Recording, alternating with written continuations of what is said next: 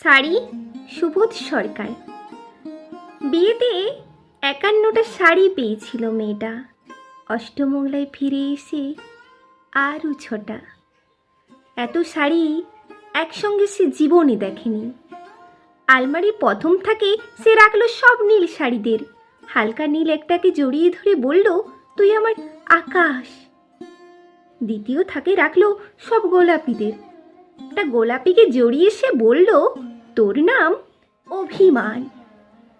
তৃতীয় থাকে 3টি ময়ূর, যেন 3 দিক থেকে ছুটে আসা সুখ। তেজপাতা রং যে শাড়িটার, তার নাম দিল বিষাদ। সারা বছর সে শুধু শাড়ি উপহার পেল। এত শাড়ি সে কি করে এক জীবনে পরবে?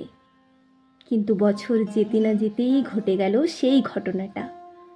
সন্ধ্যের মুখে মেয়েটি বেরিয়েছিল স্বামীর সঙ্গে চাইনিজ খেতে। কাপড় মুখ বাঁধা 3টি ছেলে এসে দাঁড়ালো। স্বামীর তলপেটে ঢুকে গেল 12 ইঞ্চি। ওপর থেকে নিচে, নিচ থেকে নেমে ডান দিকে যাকে বলে এলো। পড়ে রইল খাবার, চিলি ফিশ থেকে তখনও ধোঁয়া উঠছে। এর নাম রাজনীতি। বলেছিল পাড়ার লোকেরা। বিয়েতে 51টা শাড়ি পেয়েছিল মেয়েটা।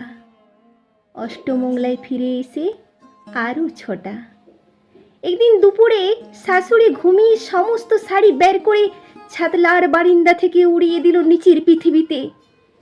শাশুড়ি পরিয়ে দিয়েছে তাকে সাদা থান।